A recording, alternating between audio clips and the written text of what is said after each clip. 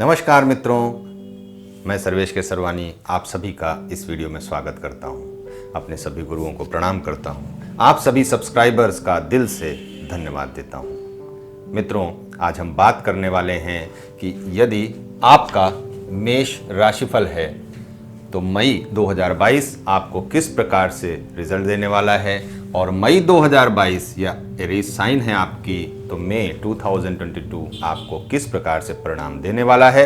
यहाँ पर हम बात करने वाले हैं मेष राशि की। यदि एक नंबर यहाँ लिखा हुआ है या पूरे कुंडली में कहीं पर भी एक नंबर लिखा है और वहाँ पर आपका मून प्लेस्ड है तो आप मेष राशि के व्यक्ति हैं। तो यहाँ पर मेष राशि की हम बात कर रहे हैं तो 1 मई 2022 को यहाँ पर जो प्लैनेटरी पोजीशन बनेगी उसका एक चार्ट यहाँ पर बना हुआ है, और यूरेनस, राहु, मून, सन ये 4 प्लैनेट यहाँ पर मौजूद हैं। और मरकरी सेकंड हाउस में, third house, fourth house, fifth house, sixth house खाली है, सेवन्थ हाउस में केतु है, 8th, 9th, 10th में आपका प्लूटो बैठे हुए हैं, जबकि 11th हाउस में सैटर्न और मार्स की पोजीशन है। 12th हाउस में नेपच्यून और वीनस के साथ जुपिटर बैठे हुए हैं यहाँ पर। तो अब देखें तो पिछले महीने की वीडियो यदि आपने नहीं देखी है तो उसको ज़रूर देख लीजिए। तो यहाँ पर मैंने जितने भी ट्रांजिट्स हुए हैं प्लैनेट्स के उन सभी का वर्णन मैंने यहाँ पर किया है। और यहाँ पर यदि देखें तो इम्पॉर्टेंट डेज जो हमारे होने वाले हैं, यानी अब आप इसमें देख लीजिए कि कौन कौन से टॉपिक्स पे आप जो है आपके लिए ये मई का महीना इम्पॉर्टेंट रोल प्ले करेगा। तो यदि आप अपने बिजनेस, जॉब और प्रोफेशन के लिए आप जो है कुछ बड़ा फैसला लेने वाले हैं, कोई मैरिज का या मैरिटल लाइफ के लिए आप अपना कोई बड़ा फैसला लेने वाले हैं, लव लाइफ की बात कर लें तो यहाँ पर भी यदि आप उसके लिए कोई बड़ा फैसला लेने वाले हैं, या फिर आप कोई जॉब वर्क करते हैं, हेल्थ है, वेल्थ है, या फिर आप कोई बड़ा डिसीजन कोई भी चीज़ का लेने वाले हैं, तो उस समय में आपको मई के महीने में कौन सी तारीख में आपको सावधानी ज़्यादा देनी चाहिए, और यहाँ पर जब फैसला लेने वाले हैं तो वहाँ पे आपके ऊपर किस प्रकार से वो प्रभाव डाल सकता है, इसे भी ज़रूर देखेंगे। अब यहाँ पर ये हम बात कर लें, और उसके बाद यदि आपके कुंडली में, आपके अपने बर्थ चार्ट में यदि कोई समस्याओं का आप सामना कर रहे हैं तो यहाँ पर उसकी रेमेडी किस प्रकार से कर सकते हैं, इसकी भी हम बात यहाँ करने वाले हैं। तो यहाँ पर 28 तारीख का एक महीना जो 28 अप्रैल की बात है, यानी पिछले महीने की बात, तो 28 अप्रैल 2022 को सैटर्न का ट्रांजिट हुआ है आपके 10वें भाव से 11वें भाव में ये आपके आए हैं। तो एकादश भाव में आने के बाद ये अपनी ही राशि में है, यानी शनि की ही दूसरी राशि एक्वेरियस होती है, यानी कुंभ राशि।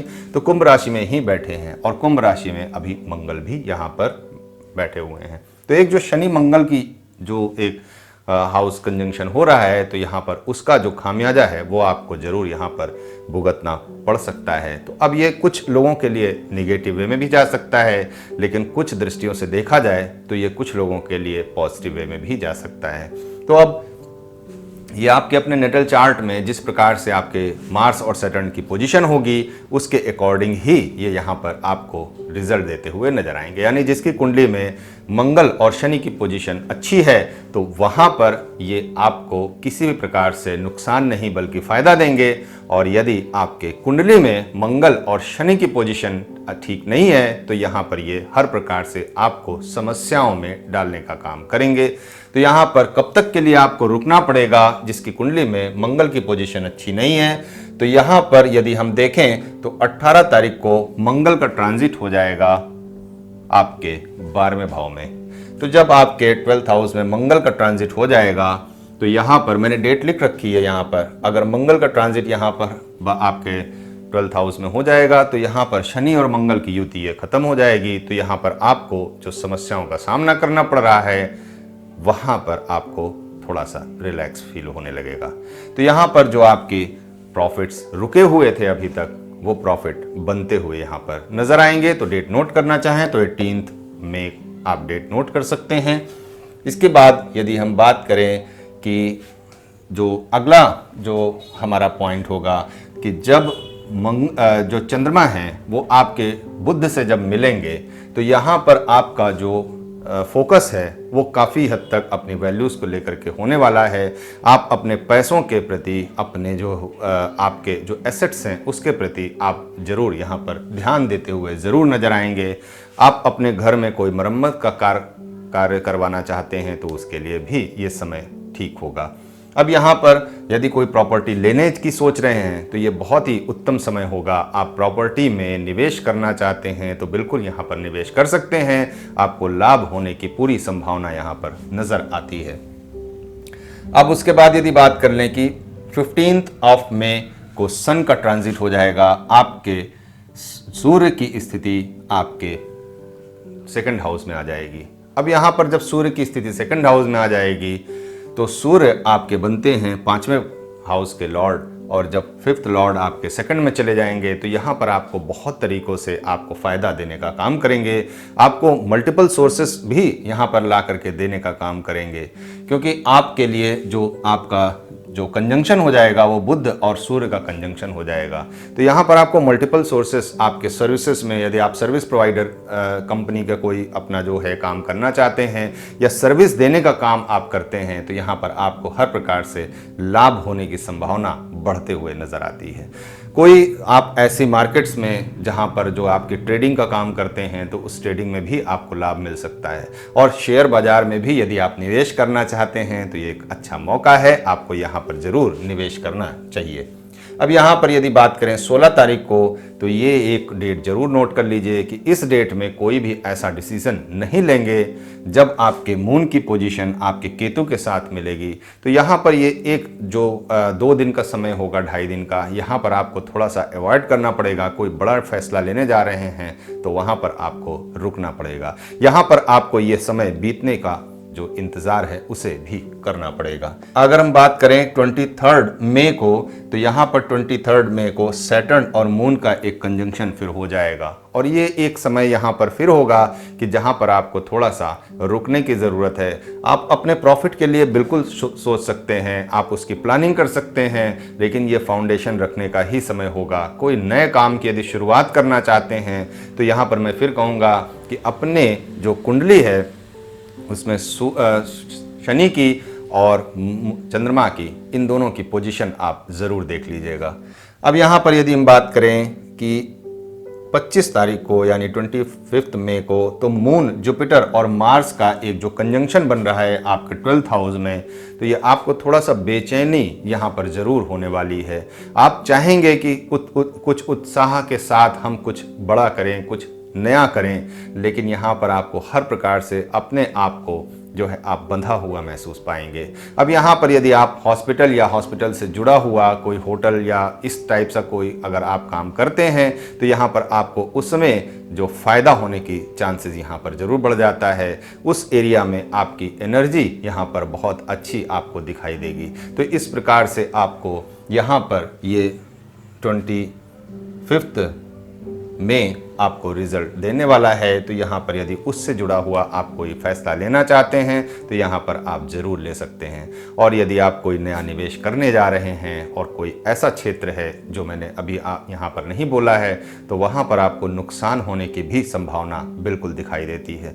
यहाँ पर इसलिए इस विषय में ज़रूर ध्यान दीजिएगा, कहीं ऐसा ना हो कि फ़ायदे के बजाय आपको नुकसान उठाना पड़ जाए। यदि 28 मई की बात करें तो यहाँ पर मून, राहु और वीनस का यहाँ पर कंजंक्शन बनने वाला है। तो यहाँ पर हर प्रकार से ये कंजंक्शन आपको फ़ायदा ही देने वाले जो है वो उसका रास्ता ज़रूर यहाँ पर खुलता हुआ नज़र आएगा। आप कोई नया रिलेशनशिप में यहाँ पर उस समय आप विचार कर सकते हैं, और यदि किसी रिलेशनशिप में हैं तो उस रिलेशनशिप को परमानेंट कर सकते हैं, यानी मैरिज करने की इच्छा रखते हैं तो यहाँ पर आपको इस समय ये फैसला ज़रूर ले लेना चाहिए।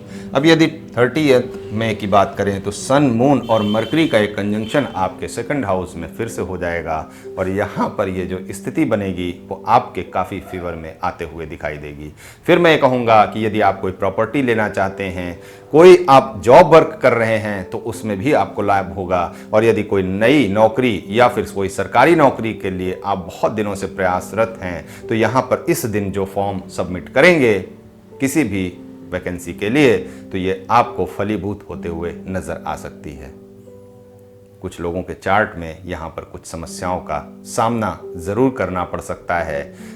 यदि सूर्य, चंद्रमा और बुध की पोजीशन किसी व्यक्ति के चार्ट में यदि अच्छी नहीं है तो यहाँ पर उसको समस्याओं का सामना ज़रूर करना पड़ेगा।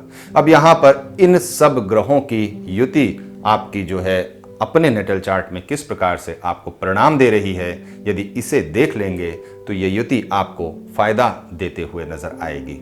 अब यहाँ पर यदि आपके अपने नेटल चार्ट में समस्याओं का सामना आपको करना पड़ रहा है तो उस समय में कौन से ग्रह आपको ज़्यादा नुकसान दे रहे हैं उसे देख लीजिए और उसके अनुसार उनकी रेमेडी यहाँ पर ज़रूर करिए।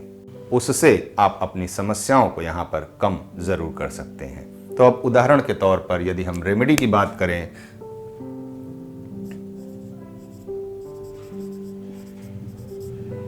रेमेडी के लिए मैं यही कहना चाहूँगा कि यहाँ पर आपको लाल मूंगा जरूर धारण करना चाहिए। जब मंगल आपके 12वें भाव में चले जाते हैं तो यहाँ पर आपको लाल मूंगा धारण जरूर करना चाहिए। और एक बात और मैं यहाँ कहूँगा कि हनुमान जी की आराधना आपको ज़रूर करना चाहिए। हनुमान जी के मंदिर यदि हो सके तो हर मंगल को ज़रूर जाएं और नित्य जा सकते हों तो बहुत अच्छी बात है।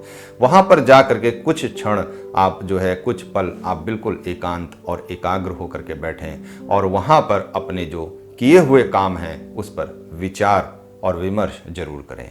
इससे आपकी जो अनेक समस्याएं हैं वो यहाँ पर समाप्त होते हुए जरूर नजर आएंगी। बजरंग बाण का यदि पाठ करते हैं तो उससे भी आपको जो बल मिलेगा वो आपके लिए काफ़ी फायदेमंद हो सकता है। सही निर्णय लेने की जो क्षमता है वो आपके अंदर डेवलप होगी।